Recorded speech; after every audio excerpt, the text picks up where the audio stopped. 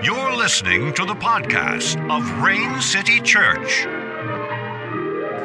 Well, hey, if you don't know me, my name is Nicolai, and I am one of the pastors here at Rain City Church, and I'm so grateful that I get to be here with you guys. We are in a series called Do Over. Look at your neighbor and say, I wish we could do our morning over. We always get in the worst fights on the way to church, am I right? It's like, man, everything is going against us. The kids are crazy. It's just, sometimes I just want to do over on the way to church. But we are in a new series called Do Over. And last week, Jesse's dad, Mr. Bill Butterworth himself, I'm gonna hoo, hoo, hoo, hoo, hoo. I have no idea why. It just felt right. But he kicked off our series, and he was talking about, is do over God's heart? Is do over at the center of the gospel? And what we found is that do over, starting new, starting fresh, having a second chance, is actually at the heart of the gospel and at the heart of God. And so today I'm really excited because today we're going to do our next week in this series, Do Over, talking about relationships. All right? Turn to your neighbor and go, woo-hoo. Man, you guys are the worst. Come on. Woo-hoo. I'm going to wake y'all up a little bit. So we're talking about relationships today, and we're talking about, can we do do-overs in our relationships? And we're going to talk about the way that God has designed for us to do do-overs in our relationships. How many of us here would like a do-over in a relationship? Cool, just me and my staff. Awesome. We're just going to talk to ourselves today. I think if we're honest, there's some relationships that we wish we could do over, right? I mean, we've all kind of had our ups and downs in relationships.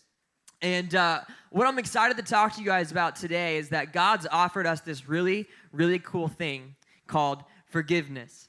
So I have two boys, Zephaniah and Crew. They are the best part of my life outside of my beautiful wife who was up here earlier. Naya is in the light gray hat. He's sitting next to me. If you notice, he's got fake tattoos on his arm. Those aren't real, so just judgment done, okay? Come on. Calm down. They're from water. And then Crew is on the far left, and he looks like a girl, but he's not. He's just really pretty. So he gets mistaken a lot, and he's bald, so it doesn't help. We just keep praying for his hair. We just keep rubbing it, praying for it. It's not happening. But so they are 15 months apart, and so yep, it's as crazy as you think it is. And they are, if you have kids that are close together, if you have a sibling that's close in age with you, you know that they are equally best friends and equally complete mortal enemies. Okay? How many in here have children that just are enemies? Wow, you guys really speak up for that. That's great. I'm gonna pray for your family. They just, sometimes they get along, and then sometimes it's like you're living in like a Mortal Kombat world, you know, or you're like living in like WWF Throwdown in your house. Like my 3-year-old's like going in for an elbow dig, like off the couch, you know, onto Crew who's on the floor crying. They just get a little too crazy sometimes, and so Naya is usually the perpetrator, usually goes too far. He hurts little Crewy, and Crew cries, and so we send Naya to timeout for just a little bit, go and talk with him. And for a long time, it's just been, hey, you need to go to your brother and tell him that you're sorry. And so a lot of times he'll go and he'll say sorry to Crew, and Crew's usually not very interested because he's like, I'm still pissed at you and I'm still bleeding. But lately we've been doing the second part, which is, hey, you need to say sorry, and then you need to say, do you forgive me? And this is how it comes out. I can't make this up. Naya goes up to Crew every day, because it happens multiple times a day. This is our life right now. Naya goes up to Crew and goes, do you forgiveness me? It's the cutest thing in the world. And Crew doesn't talk. He's non-vocal at this point. So the best part is Naya goes, do you forgiveness me? And before he can even finish, he goes, yep, he does. And he runs off. I'm like, really? I didn't hear anything. That's weird. Our worlds are very different. But they don't do the forgiveness me part very well just yet. And I think if we're honest, neither do we. Do we do a good job with this whole forgiveness thing, especially within the context of our relationships? Forgiveness, can we be honest? Forgiveness is really hard. talking about it's great and it sounds cool and it sounds great in church world. And it's like, oh, it's so like new agey, like just forgive and let go and do yoga. You know, like it's something that we like to talk about. Not a lot of us are good at it. And so what I want to do for us today is kind of talk about how do we actually do forgiveness in our relationships? And if you're anything like me, you operate in extremes. And if you don't think you do, then that's probably your extreme. And the first extreme that we kind of find ourselves in forgiveness is you're the kind of person that just is always a forgive and forget and forgive and forget. And then you're like, I feel like a doormat. Anybody? Come on. Anybody feel like a doormat today? The second extreme of forgiveness is this, that you kind of have like a 3-strike policy. You know, it's like, well, if they do it once, they start showing signs, I'm getting out of Dodge, right? Like we land in the 2 extremes. And I think what we're going to find today in our time together is that Jesus' heart for forgiveness actually lands us in the middle of those 2 extremes. And there's so much life and freedom to be found in the middle.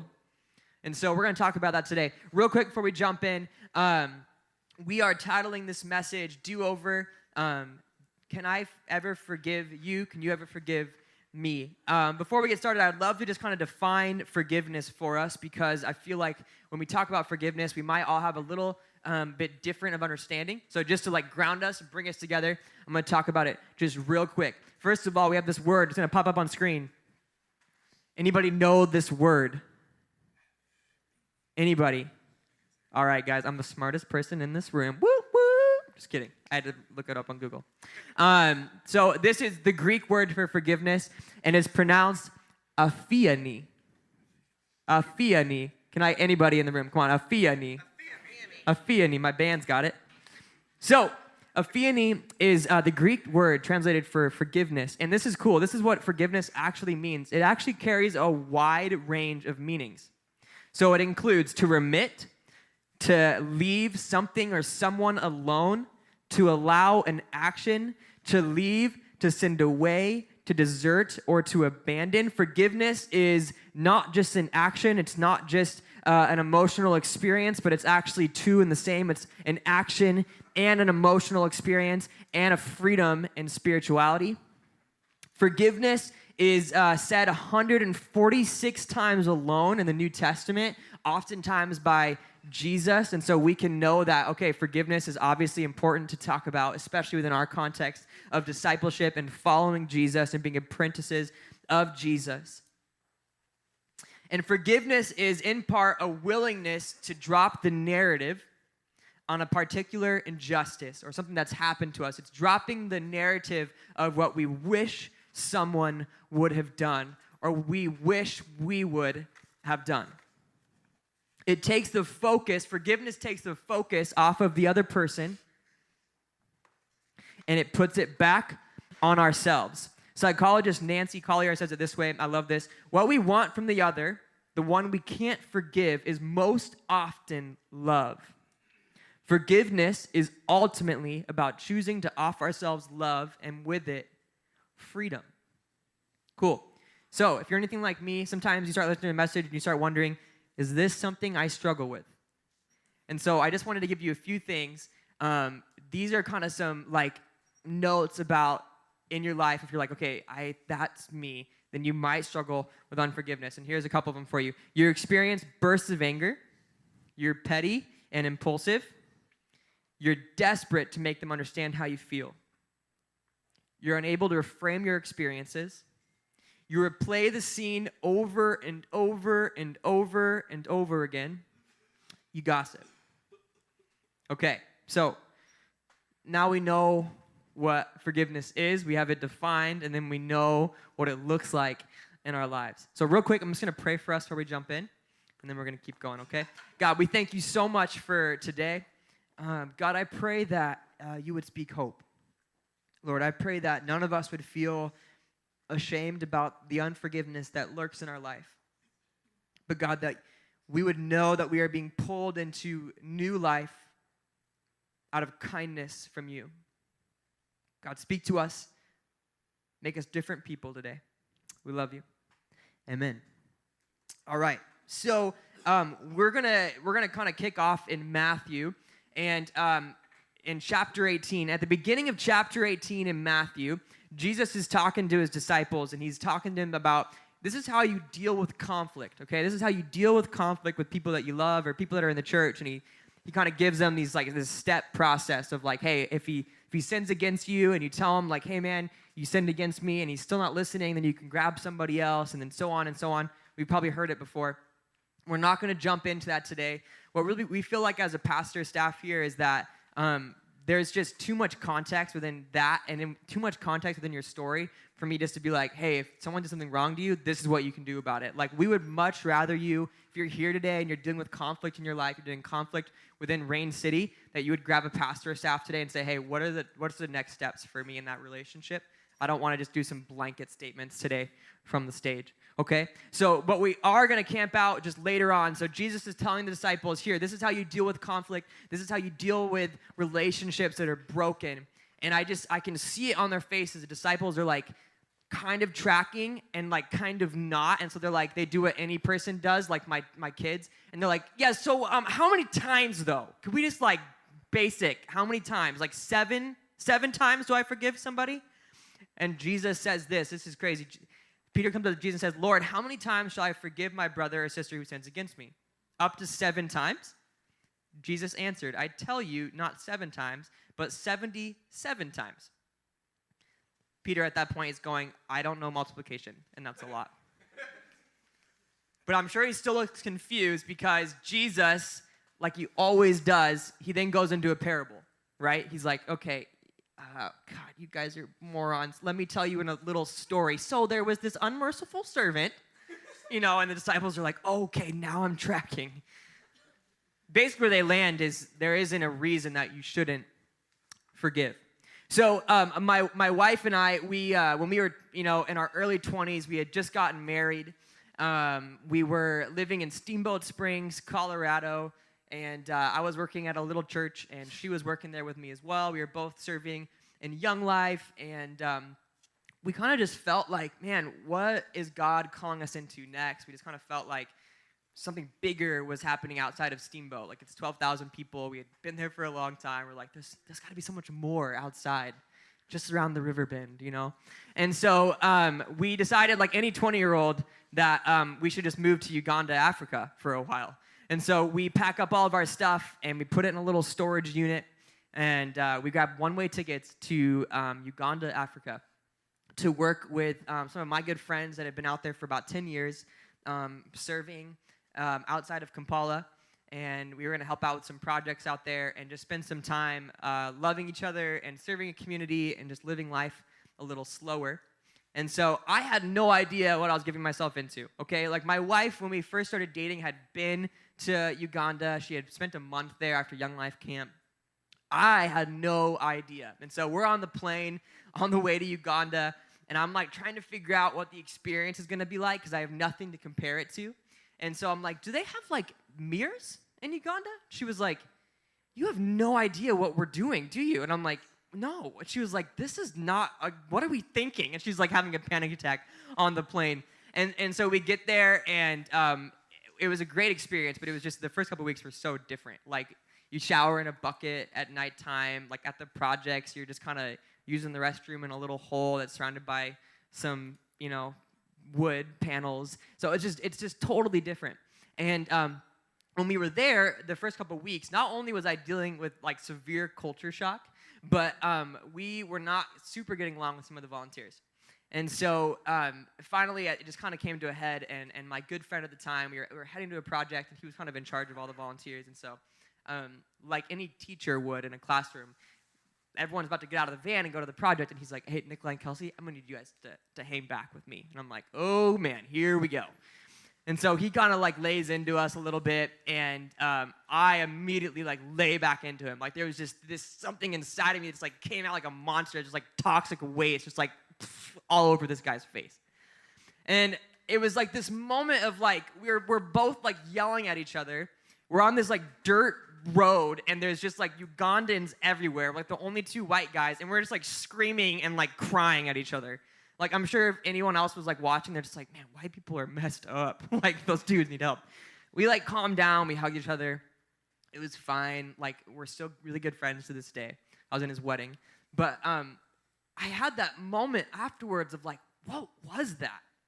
Like, what was that inside of me that just like came out? It was like nasty. Like, have you ever had that experience where like you lose it on somebody and like they were just trying to like get your order right at Starbucks and you're just like, "Blah!"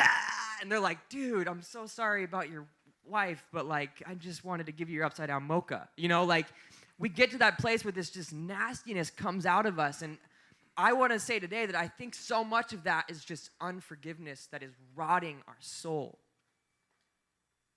And it's rotting the chance for us to have new relationships in our life. Because I think so often what happens is we kind of get to these places in relationships, and as we get older, we experience different levels of brokenness and abuse in relationships. And so as we get older, we kind of become more cynical, right? Especially when it comes to relationships. And it's weird, our friend circles become smaller and smaller. And then it's crazy because we live in a world where we're so connected, yet the majority of people today would say, I feel unseen, I feel unknown. And I would venture to say it's because so much of us have walked through so much brokenness in relationships, and we have not allowed God to set us free in those relationships. We've taken the junk from old relationships and said, no, it's probably you too. No, that's probably you too. No, I've been there. I'm not doing that. And then what we do is we cut ourselves off from real and full life, because here's the truth. You were created for relationship, and not just relationship. You were created to be known and fully known. Yet we all are okay with just knowing the little bits and pieces of each other, and then we wonder why we feel so alone. I think so many of us don't know how much unforgiveness and how much brokenness and how much junk we carry around on our back from old relationships or from current ones. And then it's funny because we want do-overs. We won't let go of any of our stuff. And God's saying, hey, I'd love to give you a fresh relationship. Hey, I'd love to give you a new relationship, but you got to let go. And you got to forgive. Because forgiveness brings newness. And here's what's so cool is that Jesus, 2,000 years ago, died on the cross that we could have life. I love that through his death, we can actually have life. He didn't die so that we could experience death. He died so we could experience life. And life in our relationships. See, his second chance for us offers us second chances and do-overs every day in our relationships. And so here's my question for you today. Do you need to take a next step in a relationship? Is there a relationship that you need to take a next step in? Maybe it's unforgiveness. Maybe you need to ask somebody forgiveness. Maybe there's a relationship that you just have no hope in anymore.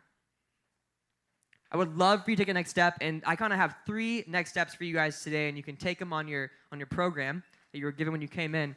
The first one would be this, that you would reach out and meet with a pastor. That you would reach out to the pastor staff here at Rain City and say, look, I don't know where to go in this relationship, and I need help. And I'm going to be transparent, and I'm not going to have it all together, and I'm going to allow someone to know me and know my pain and encourage me. The second thing, and it might even be more important and more valuable, is we have a list of recommended counselors that we'd love to give to you guys. We'd love to give you guys a recommended list of counselors that would meet with you, that would help you figure out what are the next steps. How do I walk through unforgiveness? Because unforgiveness is tough. And a lot of times you have every right to feel upset and to feel hurt and to feel shameful. And so sometimes you need someone that's really good at helping you walk through that. And so we totally believe in counseling here. And then the third is this. If you're nerdy like me, I made just a recommended reading that goes along with this series, this idea of do-over and do-over in our relationships. And so I made a recommended reading list for you guys, and I'd love to send that to you so you can check that box in your connection card, and we'll send you that recommended reading list. And 2 things would happen when you get that. The first one is this, is that we'd be better friends because I would respect you more.